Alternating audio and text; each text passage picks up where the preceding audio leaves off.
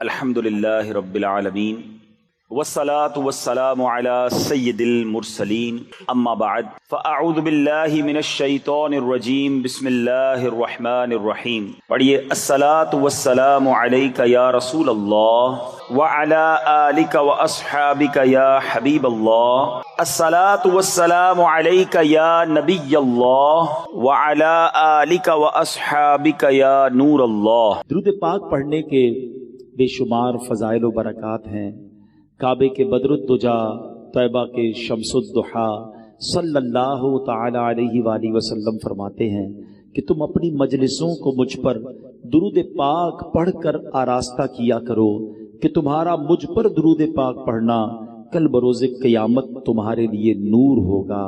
آئیے محفل سجی ہے اور مزین کرتے ہیں، مل کر درود پاک پڑھ لیں. صلو علی الحبیب صلی اللہ تعالی علی محمد صلی اللہ علیہ وسلم.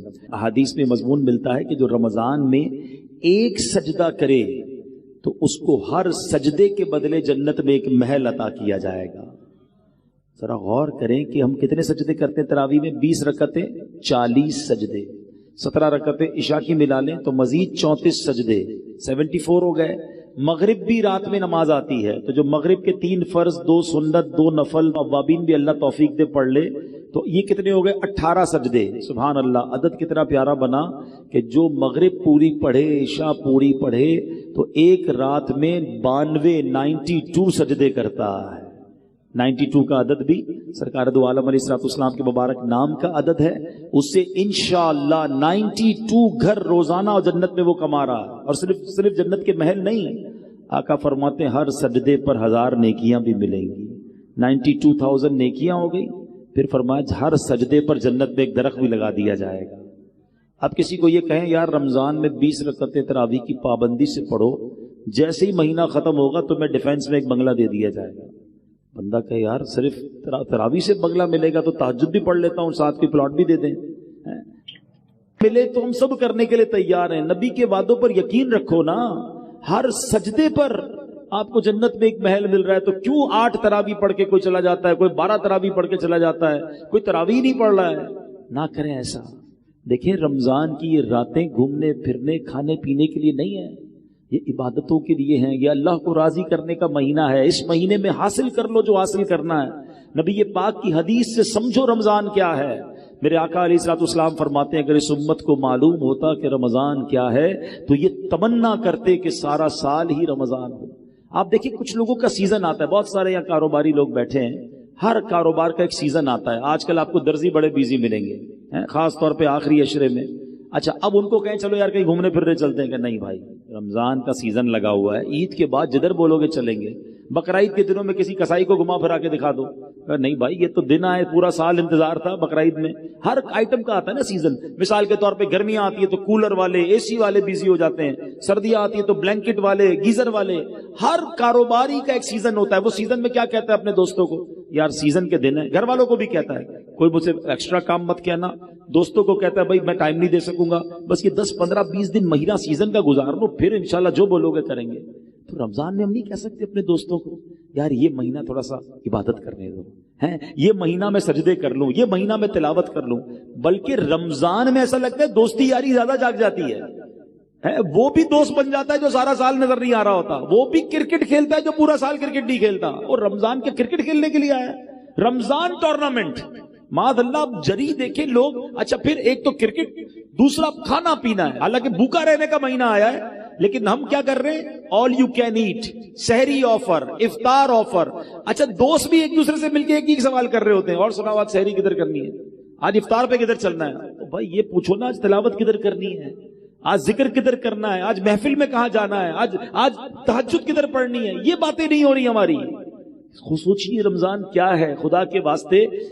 روزانہ ساری سال جو ہے نا میں اور آپ ایک دعا کرتے ہیں، یا اللہ میری دعا سن لے، میری مغفرت فرما دے، میرے گناہ معاف کر دے، میری مشکل آسان کر دے. ہم کرتے نا دعا.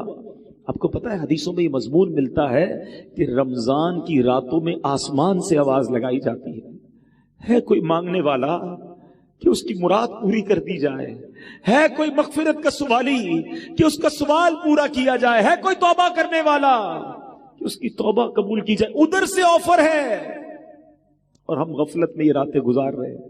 تھوڑے دنوں پہلے سوچ رہے تھے چاند دکھے گا، رمضان آئے گا، ہم عبادت کریں گے، ابھی تو سوچ ہی رہے ہیں.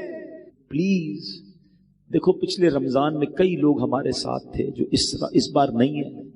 کیا پتہ اگلے رمضان میں ہم نہ ہوں. اس رمضان کو اپنی زندگی کا آخری رمضان سمجھنا اور اس کو اللہ کی یاد میں گزارے. وہ روایت یاد رکھیے گا کہ میرے آقا علیہ الصلوۃ والسلام نے ایک دعا پر آمین فرمائی تھی. جبریل امین نے کیا دعا کی تھی کہ یا اللہ، جو رمضان پائے اور اپنی مغفرت نہ کروا سکے اس کی ناک خاک آلود ہو، یعنی وہ ہلاک و برباد ہو جائے. نبی پاک نے آمین فرمایا تھا. دعا کون کر رہا ہے؟ فرشتوں کا سردار. آمین کون کہہ رہا ہے؟ نبیوں کا سردار. فرما رہے آمین نبیوں کے سردار صلی اللہ تعالی علیہ وسلم. دعا تو مقبول ہے نا. پھر ہمیں تو کانشیس ہو جانا چاہیے کہ یا اللہ 15 دن گزر گئے، نہ تراویح ایسی پڑھ سکا، نہ روزے ایسے رکھ سکا، پتہ نہیں بخشش ہوئی کہ نہیں. مولا کروڑوں بخشے گئے ہوں گے، ان بخشے ہووں کا واسطہ مجھے بخش دے. پلیز میرے بچوں، میرے ینگسٹر بچے، رمضان اس لیے نہیں آیا کہ ہم کھیل کود اور کھانے پینے اور شاپنگ میں گزار دیں.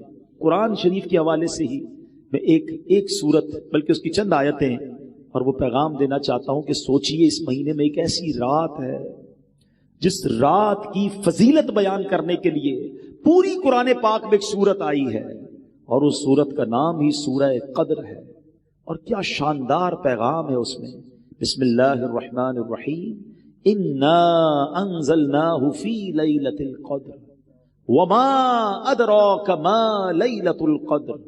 قرآن کا یہ شاندار اسلوب سمجھیے. یہ بہت خوبصورت اسٹائل ہے کہ قرآن میں جب کسی بات کو امپورٹنٹ ذکر کیا جاتا ہے، ایمفسائز کیا جاتا ہے، تو قرآن خود ایک سوال کرتا ہے، وما ادراک ما لیلۃ القدر، تم نے کیا جانا لیلۃ القدر کیا ہے. آپ کو یہی اسلوب سورہ قارعہ میں بھی ملے گا. القارعۃ ما القارعہ وما ادراک ما القارعہ، تم نے کیا جانا قارعہ کیا ہے. وہ سوال کے بعد قرآن خود ہی جواب ارشاد فرماتا ہے، لیکن اٹریکشن ہو جائے، بندہ سمجھ لے دیر از سم تھنگ اسپیشل، کوئی بڑی بات ہونے جا رہی ہے. قرآن کہتا ہے ہم نے اس کو لیلۃ القدر میں نازل کیا اور پھر فرمایا وما ادراک ما لیلۃ القدر، تم نے کیا جانا لیلۃ القدر کیا ہے. پھر خود قرآن جواب دے رہا ہے، لیلۃ القدر خیر من الف شہر. ہے لیلۃ القدر 1000 مہینوں سے بہتر ہے. اب ایک کوسچن دماغ میں پیدا ہو سکتا ہے کہ یہ 1000 مہینوں کی جو بات کی گئی، یہ کیلکولیشن نارملی تو نہیں ہوتی ہے کیونکہ اس کے 84 ایئرز اور 4 مہینے بنتے ہیں، 84 سال اور تقریباً 4 ماہ، 100 سال فرما دیے جاتے. ایگزیکٹلی 1000 مہینے کیوں؟ سبحان اللہ. علماء نے اس کے باقاعدہ مفسرین نے شان نزول بیان کیے. ایک بڑا پیارا شان نزول کہ فرمایا نبی پاک علیہ الصلوۃ والسلام ایک بار صحابہ کے درمیان بیٹھے، جلوہ فرما ہے. صحابہ کو نبی پاک نے خود ایک واقعہ سنایا کہ پچھلی قوم میں ایک بڑے بزرگ تھے، ان کا نام حضرت شمعون تھا. 1000 مہینے تک ایسے عبادت کی، دن روزے رکھے، رات نوافل پڑھے، جہاد بھی کیا اور شہید بھی ہو گئے. اتنا شاندار جب واقعہ صحابہ نے سنا نا تو صحابہ کرام علیہ رضوان کے دلوں پر ملال گزرا. Look at the way of thinking of صحابہ کرام. کیا انداز تھا صحابہ کرام کے سوچنے کا. کہتے حضور یہ پچھلی قوم والے تو آگے بڑھ گئے، اتنی ساری عبادت، 1000 مہینے کی عبادت. ہماری تو عمر ہی تھوڑی ہے، 84 سال 4 مہینے، ہم تو زندہ ہی نہیں رہتے. نارملی لائف تو ہماری نہیں ہے اتنی، اور اگر جی بھی لیں تو عبادت کہاں سے کریں گے؟ بڑھاپے میں کہاں سے عبادت ہوگی؟ کہ حضور ہماری عمریں تھوڑی، پچھلی قومیں تو آگے بڑھ گئیں. اب یہاں ذرا رکتا ہوں اور اپنا حال ہم چیک کریں. ہم افسوس کس بات پر کرتے ہیں؟ کسی کا گھر دیکھ کر آ جائیں، او ہو اتنا بڑا بنگلہ، اتنی گاڑیاں بھی گن لیتے لوگ، بلکہ کچھ لوگ تو قیمت بھی نکال لیتے، پارکنگ میں اتنے کروڑ کی گاڑی کھڑی تھی. او اللہ کے بندو تم، اچھا پھر افسوس، اپنا گھر برا لگنے لگتا ہے، اپنی نعمتیں کم لگنے لگتی ہیں کہ اتنی ساری زندگی بھی محنت کروں تو میں اس کے مقابلے میں نہیں پہنچ سکوں گا. یہ صرف دنیا والوں کو دیکھ کر افسوس کیوں ہوتا ہے ہمیں؟ یہ ذہن نہیں تھا صحابہ کرام کا. انہوں نے کہا حضور وہ نیکیوں میں آگے بڑھ گئے، ان کی عمریں زیادہ تھیں. مجھے ایک بات بتاؤ نا، کسی بڑی گاڑی والے، کسی بڑے بنگلے والے، کسی دنیا میں ترقی کرنے والے کو دیکھ کر دل میں افسوس ہوتا ہے. کبھی ایسا نہیں ہوا کہ کسی تہجد گزار کو دیکھ کر خیال آئے یار یہ تہجد پڑھتا ہے، میں نہیں پڑھتا. کسی عالم دین کو دیکھ کر خیال آئے، ماشاءاللہ علامہ صاحب ہمارے ساتھ بیٹھے ہیں، ان کی عمر کے کئی لوگ ہم میں سے موجود ہیں، یہ خیال نہیں آیا کہ میری ان کی عمر ایک ہے، یہ عالم بن کے میں نہیں بن گیا. کسی مفتی کو دیکھ کر، کسی حافظ کو دیکھ کر کہ یار اس کے دل میں پورا قرآن ہے، میں قرآن یاد نہیں کر سکا. یہ کیوں خیال نہیں آتا کہ یہ جنت کی طرف آگے بڑھ رہا ہے اور میں پیچھے رہ گیا؟ صرف دنیا میں لوگوں کو ترقی کرتے ہوئے، یہ ہمارے سرکل ہی الٹا ہے. ہمیں اگر زندگی پرسکون گزارنی ہے تو نیکیوں میں اپنے آگے والوں کو دیکھیے اور نعمتوں میں اپنے پیچھے والوں کو دیکھیں کہ دیکھو وہ لوگ کتنی تکلیف میں ہیں اور اللہ نے مجھے کروڑوں سے اچھا بنایا ہے، میرے ہاتھ پیر سلامت ہیں. آج بھی رمضان میں کئی لوگ ہیں جن کے گھروں میں افطار کے لیے نہیں ہے، بیچارے روڈ پر آ کر افطار کرتے ہیں. اللہ نے مجھے اور آپ کو کیسے وسیع دسترخوان دیے ہیں. ارے مجھے تو شکر ادا کرنا چاہیے تھا، مگر جب کسی مالدار آدمی سے ملا، جب کسی کے گھر پہ گئے، جب کسی کی ذرا ثروت دیکھی تو بہت سارے لوگ اپنے اندر ہی اندر مایوسی کی کیفیت میں آ جاتے ہیں. نکلو ان چیزوں سے باہر، سیکھو صحابہ کرام سے.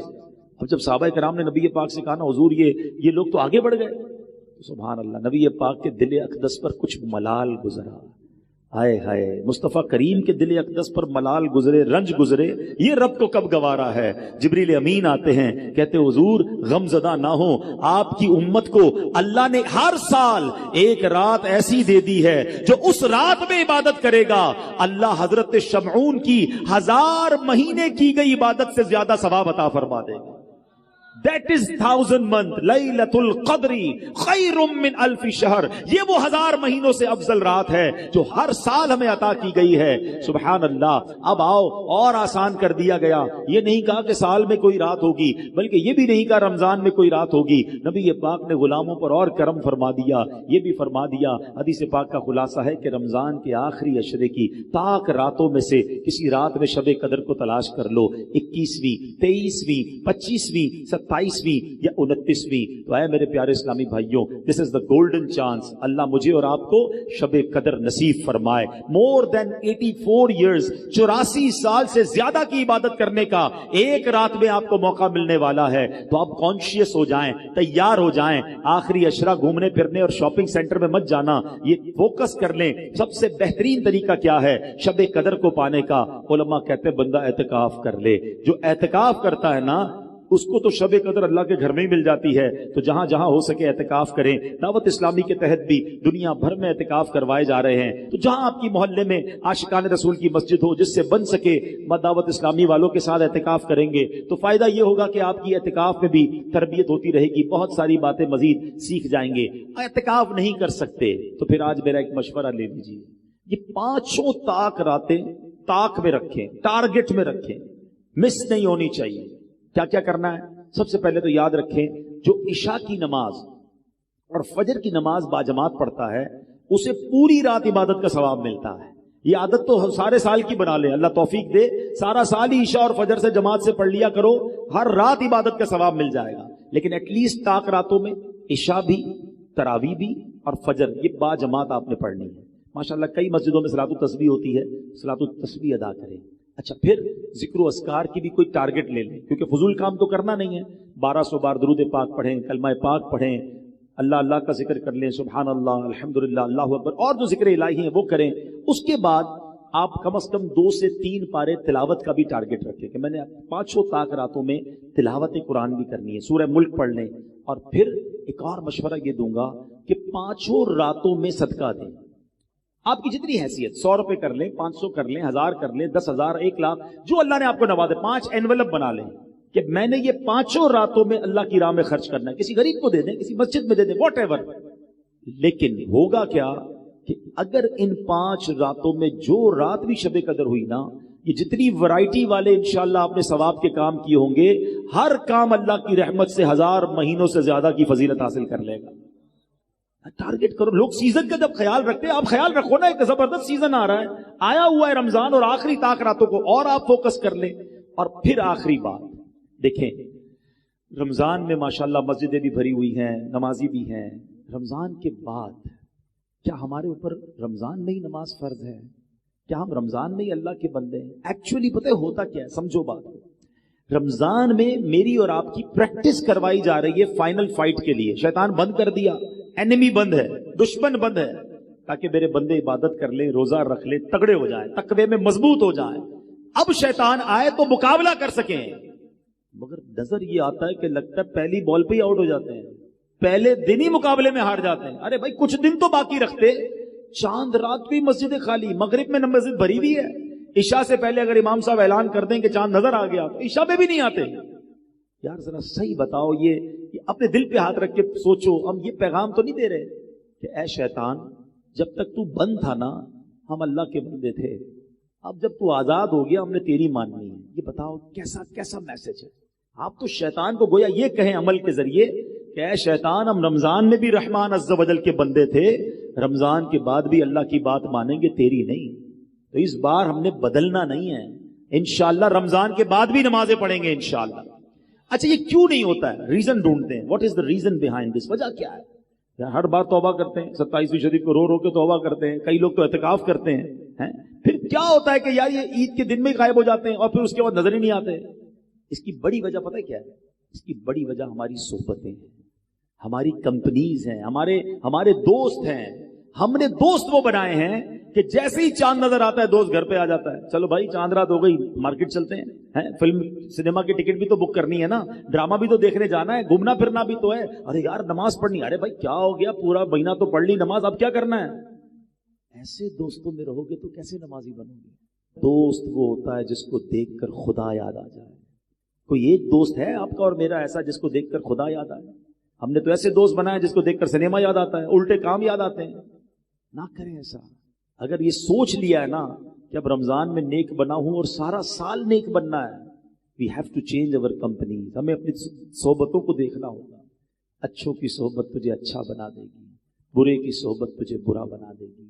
دعوت اسلامی کا ماحول آپ کے سامنے ہے، کروڑوں لوگوں کی زندگیاں بدلی ہیں، لاکھوں نوجوان چہرے پہ داڑھی سجائے، سر پر امامہ سجائے آپ کو کہاں سے نظر آ رہے ہیں؟ بدلے نا۔ میں تو آپ کو اس ہاسپٹل کا پتہ بتا رہا ہوں، اس شفا خانے کا پتہ بتا رہا ہوں۔ آپ بھی کبھی کبھی کہتے ہیں صحیح ڈاکٹر بتاؤ جس سے علاج صحیح ہوتا ہو۔ آپ نے کوئی پریکٹس کی ہے تو بتانا، مجھے بھی آپریشن کرانا ہے۔ میں تو آپ کو اس شفا خانے کا ایڈریس بتا رہا ہوں کہ جہاں کئیوں کو علاج ہو چکا ہے، کئی ماشاءاللہ نیک بن چکے ہیں۔ آئیے آپ بھی شامل ہو جائیں، ہم سب مل کر سنتوں پر عمل کریں گے تو دعوت اسلامی والوں سے، نیک لوگوں سے دوستی کر لیں تاکہ نمازوں کی پابندی رہے، اجتماع کی پابندی رہے، مدنی قافلوں میں جاتے رہیں تو انشاءاللہ یہ گناہوں والی عادتیں ختم ہو جائیں گی اور ہم پکے نمازی بن جائیں گے۔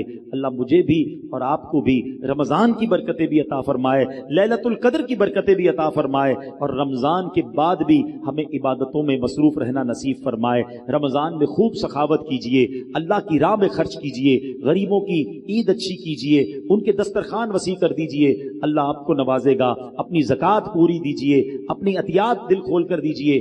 زکوٰۃ دیتے وقت، عطیات دیتے وقت سب سے پہلے خیال اپنے غریب رشتہ داروں کا رکھیے۔ اور آخر میں گزارش کروں گا کہ عاشقان رسول کی عظیم و شان تحریک دعوت اسلامی جو دنیا بھر میں دین متین کی خدمت بہت بڑے پیمانے پر کر رہی ہے، اس کو میں گزارش کروں گا کہ اپنے ڈونیشن میں، اپنے عطیات میں، اپنے فطرے میں دعوت اسلامی کا بھی بڑا حصہ رکھیں تاکہ دین کا یہ کام آگے بڑھتا رہے۔ اللہ کریم ہم سب کا جمع ہونا اپنی بارگاہ میں قبول فرمائے، آمین بجاہ النبی الامین صلی اللہ تعالی علیہ وسلم۔